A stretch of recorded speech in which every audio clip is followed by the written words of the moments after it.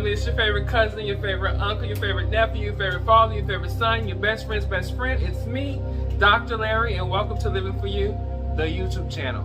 This is a safe space and a positive place in which we gather together for education, entertainment, popular culture, history, anything. We just get here and we talk here, but the ultimate goal is for us to grow and to learn from one another and to gather so that we can live more of a present life and so that we can be totally living the lives that we all deserve. I deserve it, you deserve it, we all deserve to live a great, excellent, joyous, present life. For those of you who don't know me, hi, I'm Dr. Larry Smith. I am a life coach. I am a spiritual coach. I own a business called Live For You Coaching. You can actually go out to www.liveforyoucoaching.com and you can actually find out more about me, about my business, and a whole bunch of other stuff is out there for you. And if you want to follow me on social media, because I'm always posting, whether it's YouTube or whether it's Instagram, Facebook, or whatever, you can actually follow me at Dr. Larry Smith on both Instagram and on Facebook. That's Dr. Larry Smith on both Instagram and Facebook. Family, I didn't forget you. I want to shout you out. You know I always do. I love you guys because you rock with me. And so I thank you for rocking with me. And to those of you who watch the videos but who haven't subscribed, what are you waiting for? Go ahead and subscribe to the channel and join the family. It doesn't hurt. It actually is a blessing, I believe, because I come here with nothing but love and positivity and information, and it's just a place to grow. We're just growing. I'm growing, you're growing, we're all growing, this channel growing. Eventually we'll have 1 million people following us. This will be a movement, and we can just make this a whole movement, a love fest of peace, a love fest of information. We're growing. So subscribe. Anyway, I wanted to get on and talk about moving forward into the modern era. You guys, I'm all the time on social media. As a college professor, I'm always engaging with students, academics, and colleagues who are educated people. I watch quite a bit of TV, reality shows and other things, talk shows and other things. I actually sometimes take time and observe people on the streets. I've always been an observational person just in general. And I've noticed that so many people have a hard time embracing change and moving from the old era to this new era that we are inevitably moving into. And you can feel it. I remember the universe, the energetic feeling in the universe felt differently. And then something shifts. I always say it happened after 2001, but then it really accelerated after 2012, in my opinion. I felt the acceleration of the changes just happening a lot more quicker than they were happening, say, when I was younger. And so I felt the energetic shift. There has been an energetic shift, and it's changed. Things are changing, and we're expanding in consciousness. By expanding in consciousness, that's not hokey tokey. I know some of you guys are thinking, oh, here he goes again with that hokey tokey conversation about energy and expansion of consciousness. No, literally, there is an expansion of our awareness of who we are as people.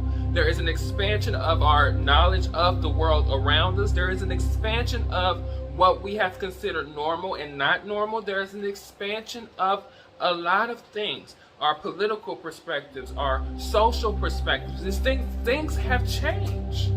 The world has changed. and so many people are trying to combat it. They are trying to go against the current and against the wave instead of riding it and coasting and just chillaxing and just accepting the change. And so it is super important for me to get on here today and admonish all of my change resistors to move into the modern time. You're only hurting yourself by trying to resist the change. Now, what am I saying? Am I saying accept everything that you no longer accepted in the world? No. You can have your principles. You can have your boundaries. You can have your way of thinking on certain things. But it is different in having your way of thinking versus trying to project your way of thinking on everybody else. And I already know what people are thinking. Well, he is on here projecting his way on us, and now he's telling us not to do it. No, I'm not. You don't have to believe a damn thing I'm saying. You don't have to accept a damn thing I'm saying. But what I'm saying is, the one thing that we should all be in agreement with is that the world has changed. I can't make that up. You can't make that up. I can't prevent that. You can't prevent that. And so because neither of us can prevent the world from changing consistently, what other option do you have other than to accept it? What, you're going to lock yourself in the closet, or you're going to lock yourself in the house and never experience or go out there and indulge and engage in the world? Of course not. So in order to be able to do that to where you're not hurting yourself or hurting somebody else, you got to be able to say, you know what, things have changed, and while I don't understand fully, or while I might not even like fully some of the changes that are happening around me, the last thing I want to do is be uncomfortable in this new reality.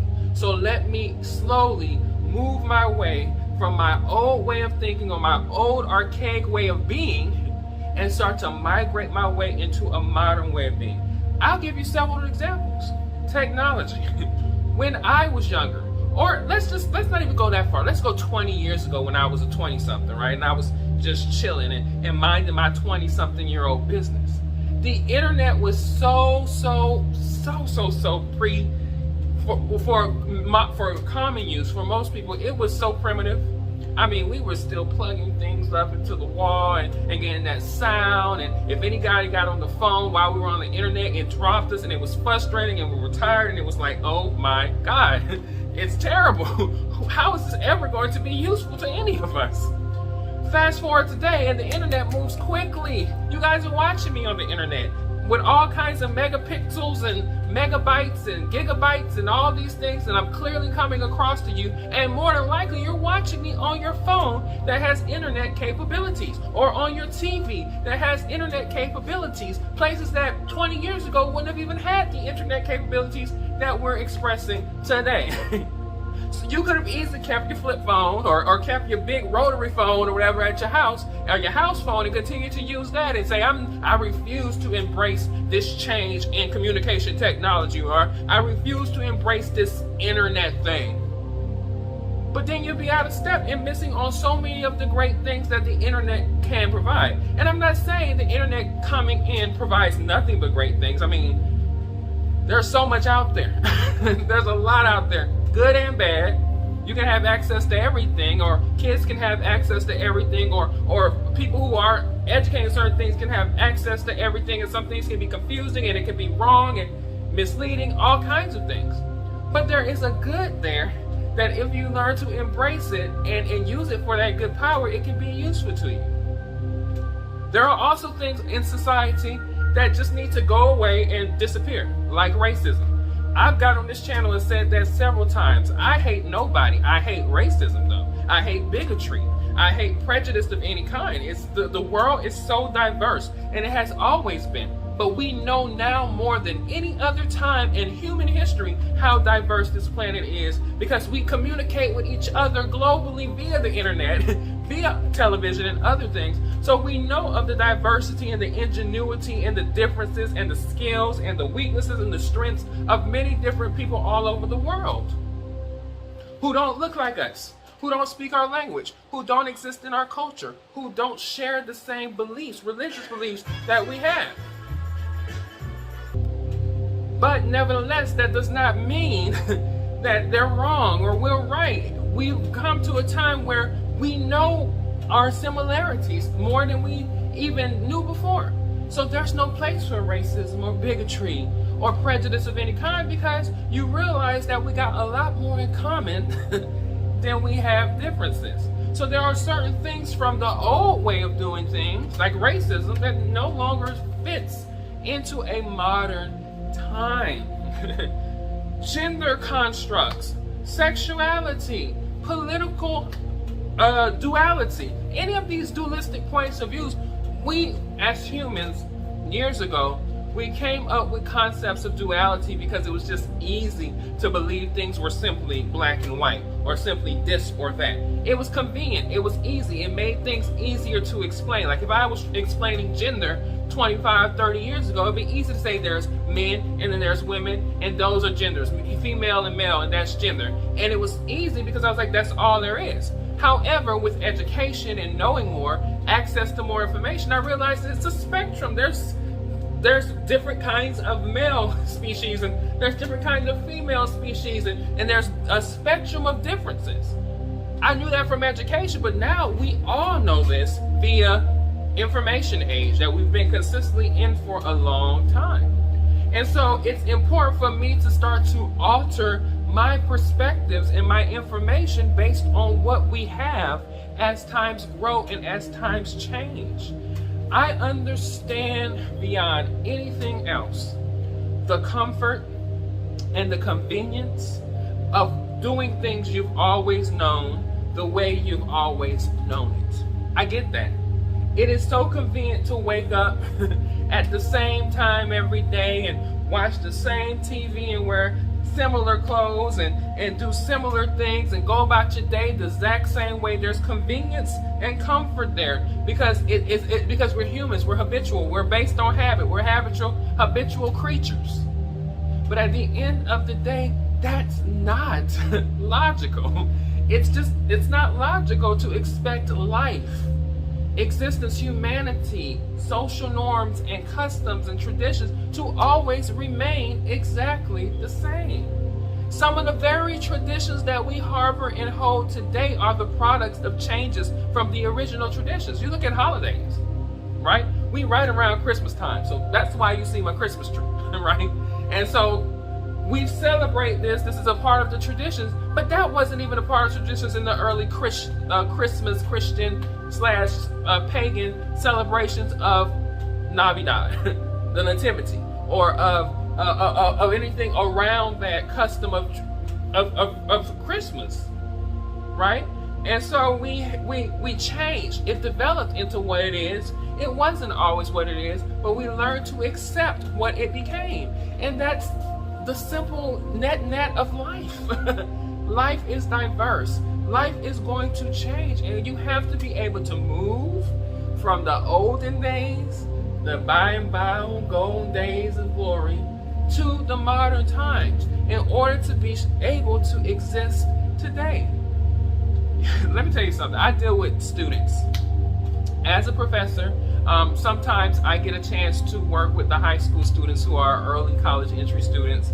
And even before I was a college professor, I worked in the high schools, middle schools, and elementary schools. So I always had my hand or had a pulse into what was going on with young people. And many times young people come up with some of the newest, some of the most interesting, to me sometimes some of the most oddest, different ways of expressing things. And I remember I've been working on the college level now at this point for around over 10 years.